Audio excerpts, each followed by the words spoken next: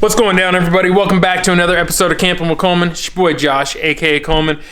Sitting at the workbench working on the Jeep Cherokee, the XJ build today. I finally think I came up with a name for it. I think I'm gonna call it Doughboy. So anyways, I don't know if I'm gonna call it Doughboy. I might call it Cookie Dough, and I might call my real Jeep Doughboy. I think that might be how this goes. But anyways, let's go ahead and talk about it a little bit. I want to show you what I'm working on here. It's basically, you know, I'm running lights and prepping for paint and things like that.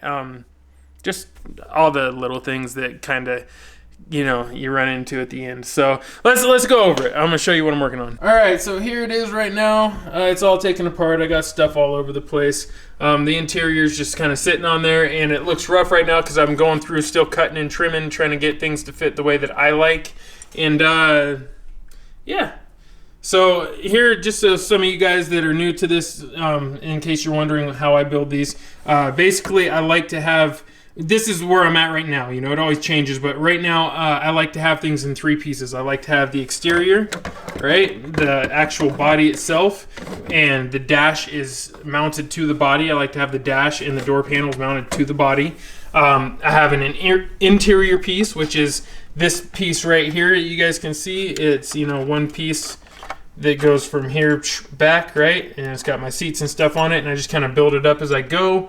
You know, I'm sure there's people that do a lot better job, cleaner job, but you know, it's just a floor pan, basically a tunnel, and firewall is the whole purpose. And then you get some seat mounts in there and just kind of build it as you go. This is still really rough. I'm going to fine tune it, but that's important. And then also in the back I have a speaker box which doubles as a battery box. So battery is hidden in there and has access to the back. So then of course you have your third piece, which is the chassis itself, the rolling chassis, and these fenders, inner fenders are mounted to the chassis, so they stay on there when I take the interior off. Right, and so that's basically how I have it set up. So it's three pieces. You have your rolling chassis, your interior, and your exterior, and that's basically how I do it. And so when it comes to wiring and taking it apart and all that stuff, you really got to be strategic. That way you can take it apart easily. Otherwise you got a big mess, you know, on your hands trying to have wiring in these lights, you know, your tail lights and your headlights and stuff. Also have lights, you know, that are active on the chassis, such as the rock lights, you know, undercarriage lights, things like that, you know, bumper lights, spotlights, whatever. Things up on the roof like light bars, and then also have interior lights as well. There's a lot that goes into that. Well, I mean, not a lot, but at least as far as I'm concerned, it's a little bit of a task, you know. So what I do is I run my power with my basically my signal for my brake lights and my reverse lights, all that stuff.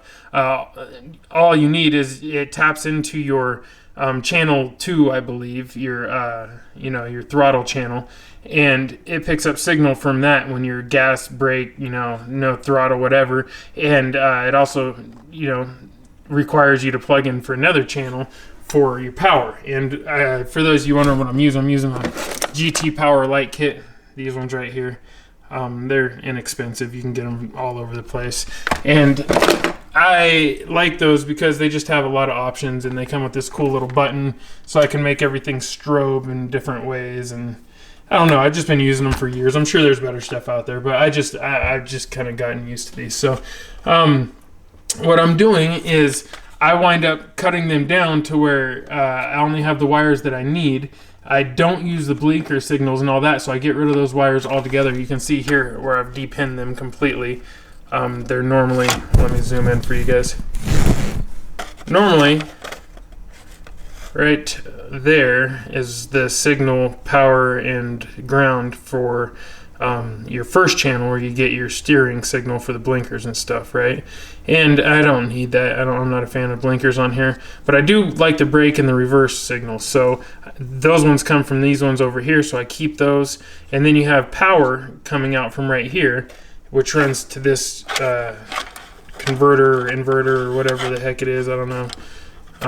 But it runs to this, and then you can see it goes to 3 wires at that point, and then goes out and you plug it into one of your channels to get power, right? Well, you don't need a whole separate channel just to get power, so I chop it down, and right now it's in mock-up stage because I'm just testing it. So I chop it down and I wire it in with the brake signal wires, right, that are coming out of the brake and reverse, basically the throttle signal wires. I splice those together and then run them to the Y channel that I have, or the Y harness that I have set up that's going to that channel. So basically that one plug-in right there comes from a Y harness that goes to my receiver and plugs into my throttle channel. So now it's getting power, ground, and signal all from one plug, and I got it tied together, and I wanted to see if it worked because this is the first time I've done it like that. And it does work. So that's how I'll be running that. And then let me back out here. And then what I need to do is basically run the wires and get the correct links, right? And so what I'm doing right now is running all the wires that I'm going to be using, all the lights, the LEDs that I'm going to be using, and just testing them out and making sure they're all going to function first. And then after I know they all function, then I'm going to try to make them the links that I actually need so that they are ran correctly. And it's always nice to leave a little extra length on there, right? Don't run them super tight. Leave a little extra length and leave a little extra play. That way they can kind of move a little bit with the jarring and stuff like that. You don't wind up, if they're taped too tight, you wind up having issues down the road, is all I'm saying. So keep everything taped nice and tight up into that point. You don't want them kinked over. Like you see how I have these right here? This isn't a smart move, right? This isn't my best maneuver ever. You see how tight over that is? Like, it's still a little loose, but still it's pretty much laid flat over. That may not last that long because of that. So just something to keep in mind when you're working with wires, right? It's nice to have a nice smooth arch instead of a kink in your wires. So what else? I'm going to be running brake lights, reverse lights, tail lights. I'm also going to be running headlights that have, I don't know how I'm going to do it, if I'm just going to leave them on like low beams all the time or high beams all the time, or if I'm going to have them flip on and off as I don't know. I don't know what I'm going to do yet. We'll see. And then I think that is basically it as far as what I'm going to have in here. I wouldn't mind having, there's no reason for me to have blinkers, honestly, so I'm just not going to run them. There's also going to be 2 light bars, and then there's also going to be, what else is there going to be? Oh, there's going to be an underglow kit that I haven't hooked up yet either, so I'll still have to do that. It's going to glow purple underneath. And that's basically it when it comes to lighting on the outside. Then inside, I'm going to have a light that lights up my dash, my gauges and stuff, because I have the gauges all mounted in there. I don't know how well you guys can see that right here. It's pretty low lighting, but I've got, come on, focus. Anyways, there you go. You can kind of see I've got those gauges in there. Well, the back plate on it is all clear Lexan, and I have it carved out so that basically, I'll show you. There you can see it, and I have it carved out right there so that basically I can run lights in this area and it'll light that up right there. I can run the lights directly in there, or I can run them out a ways. It doesn't really matter. It just depends on how bright I want them to be, And so I have to carve out some more spots for other things too. There's also, I don't know if you can see it, but up in there, I carved out a spot for the gauges. That one I just showed you, actually. This is for the stereo. Sorry, it's not focusing, but maybe it'll focus. Alright, so that one's for the stereo, actually, that I was showing you. And then up in there, that one, you can't really see it, but it's all carved out like crazy up in there so I can get lights. That's for the actual gauges. And for those of you wondering how I mounted this, it's just mounted on one side with a a servo mount that I screwed into the top of the roof thing here, the top of the dash, and the other side's not mounted to anything.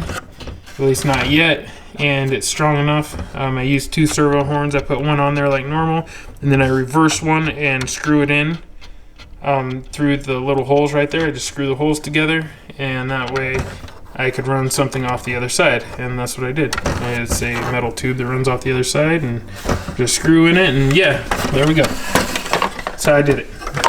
I do it different every time, honestly, so that may be the only time you see me do it that way. You just never know. So that's what I'm going to be doing. I'm also going to try, as I do this body up, I want to make a headliner, right? I got to paint the inside and everything, and then I got to do, basically I need to paint up here as well. Or what I'm thinking is I'm going to do a headliner. And if I do a headliner, that would be kind of cool. I think that would help sound dampen it a little bit for the stereo as well. And just add that extra little bit of realism. So that's what I'm working on right now. As far as colors go, I think what I'm going to do is I'm doing a desert sand, right? Which is like a khaki color, real light khaki. I'm doing a desert sand with matte black. And I'm going to be doing basically like black hood probably, or black stripe on the hood in the center, or black section on the hood here. I don't like the 2 individual ones. It's not, you know, there's nothing wrong with it. It's just I see that a lot. So I want to do something a little different, but I definitely want black on the hood, black grill, and then black fenders.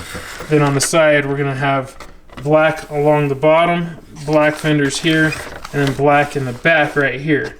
This little door will be the khaki color, and everything else will all be the khaki color, the desert sand color, right? And that's basically how I'm planning on doing it. I think it'll look pretty good. It'll even be desert sand across here, you know, but all this will be blacked out in this grill, except for one of these. I forget if it's this one or this one. I think it's this one. Is going to be bright red to match the ESPX logo that I'm doing on the side, and also to do, because I have my new ESPX logos. I don't know if you guys see that. Pow. That is going to be somewhere on this Jeep, and I want that red to kind of carry through a little bit certain areas. Like, for instance, on the interior, I wrapped the seats with this upholstery that I got from my wife, and it's not actually upholstery, but it looks like upholstery for this. So, and I like the stripe pattern. Plus, it kind of matches the khaki. I don't know why I keep calling it khaki, the desert sand color. And it looks almost like blue, but it's not. It's black, gray, cream, and like or black, gray, white, and then like cream and pretty much the same desert sand is what I'm using. So it's a nice combination of colors that ties the black and everything in.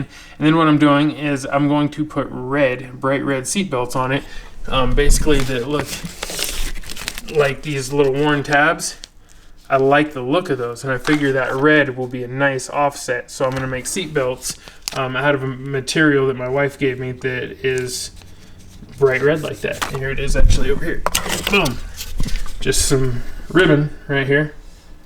It's super red, and I'm going to use that to make seat belts. So yeah, I'll have red seat belts. I think that'll be a cool touch. And I don't know what else I'm going to do. I already wrapped the speakers with leather as well, or the speaker box, and I added my ESP sticker to the speakers. This speaker unfortunately got punched in a little bit, and there's no way for me to get in and fix that without pulling this whole thing apart. I don't really feel like doing that, so it'll probably just stay punched in a little bit. I might even punch the other one in a little bit to match it. We'll see. I don't know, but it's not that big of a deal. And then after I get all this finished up and get this painted, like I have to fill in this gap up here on the roof line, but after I do that, you know, obviously I'm going to be stripping everything off the body, taking the rear hatch off, taking the dash out, taking, you know, the hood apart, all that stuff, so I can respray everything properly. And then once that's all done and drying, I'm going to go through and actually build up the axles. I have all the axle stuff sitting over here, so I'm going to go through and build up the axles for this as well. And everything should be pretty much done around that time. We should be good to shoot like an unveiling video here pretty soon. I mean, I don't know. You guys have been seeing what I'm doing, so it's not like a huge unveiling, but you know, that'll fill you guys in on what I'm doing.